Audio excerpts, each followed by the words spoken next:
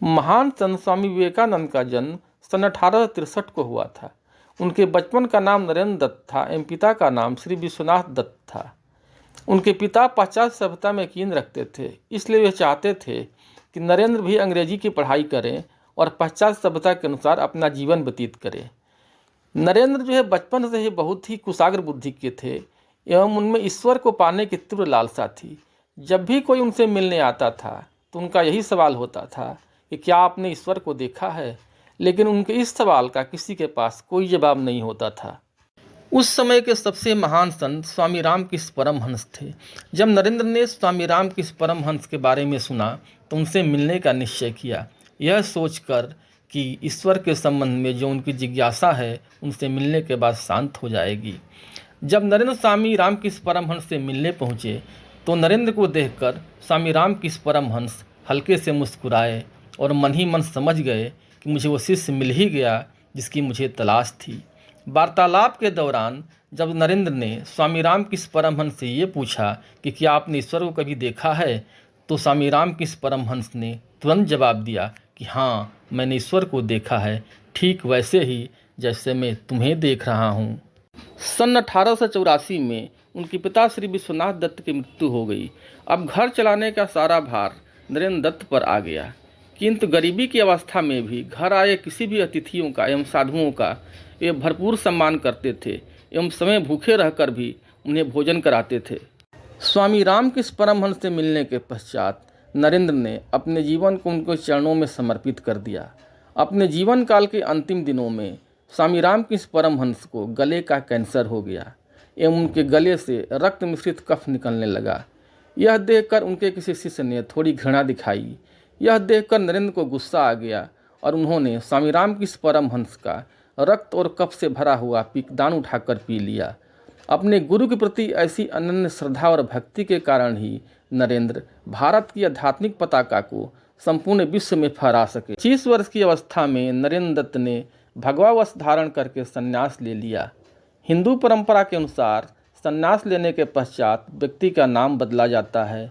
फलस्वरूप नरेंद्र दत्त का नाम विवेकानंद हो गया और उसके बाद नरेंद्र दत्त स्वामी विवेकानंद के नाम से प्रख्यात हुए। एक बार स्वामी विवेकानंद वाराणसी के एक मंदिर से निकल रहे थे। रास्ते में उन्हें बहुत सारे बंदरों ने घेर लिया। वे उन्हें डराकर उनका प्रसाद छीनना चाहते थे। यह देखकर स्वामी विवेकानंद घबरा गए एवं भागने लगे। यह नज़ारा वहाँ पर एक खड़े वृद्ध सन्यासी भी देख रहे थे। उन्होंने स्वामी विवेकानंद से कहा, रुक जाओ और बंदरों का सामना करो। यह देखकर स्वामी विवेकानंद बंदरों का सामना करने के लिए उनकी ओर पलटे एवं आगे बढ़ने लगे। यह देखकर बंदर घबराकर भागने लगे। यह देखकर स्वामी विवेकानंद हैरान हो गए और उन्होंने उस वृद्ध सन्यासी को अपनी मदद करने के लिए धन्यवाद दिया। इस घटना से स्वामी विवेकानंद ने ये सबक सीखा कि समस्याओं से डरकर भागना नहीं चाहिए, बल्कि उनका डटकर सामना कर। सन 1893 में स्वामी विवेकानंद विश्व धर्म संसद में भाग लेने के लिए अमेरिका के शिकागो शहर गए। उन्होंने अपने संबोधन की शुरुआत American my brother and sister के साथ की। इतना सुनते ही संपूर्ण सभागार तालियों की गड़गड़ाहट से गूंज उठा, क्योंकि इस सभागार के लोगों के लिए ऐसा संबोधन बिल्कुल नई बात थी। शिकागो विश्व धर्म संसद में स्वामी विवेकानंद ने योग और वेदांत के ऊपर कई व्याख्यान दिए एवं संपूर्ण विश्व को भारत की आध्यात्मिक ज्ञान से परिचय कराया। अमेरिका में स्वामी विवेकानंद के व्यक्तित्व से प्रभावित होकर एक बार एक महिला उनसे मिलने आई और उसने स्वामी विवेकानंद से कहा कि वह उनसे विवाह करना चाहती है ताकि उसे भी उनके जैसा पुत्र प्राप्त हो। यह सुनकर स्वामी विवेकानंद ने कहा कि मैं तो संन्यास ले चुका हूँ और मेरा संन्यास धर्म शादी करने की इजाज़त नहीं देता है, लेकिन हाँ, मैं आपका पुत्र बनने को तैयार हूँ। इससे ये होगा कि मेरा संन्यास धर्म भी नहीं छूटेगा और आपको मेरे जैसा पुत्र भी प्राप्त हो जाएगा।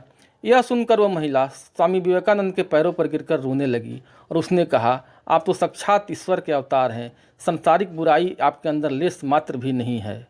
अमेरिका में स्वामी जी भगवा वस्त्र पहनते थे एवं सिर पर साफा बांधते थे। यह देखकर कुछ अंग्रेज लोग स्वामी जी का मजाक उड़ाते थे।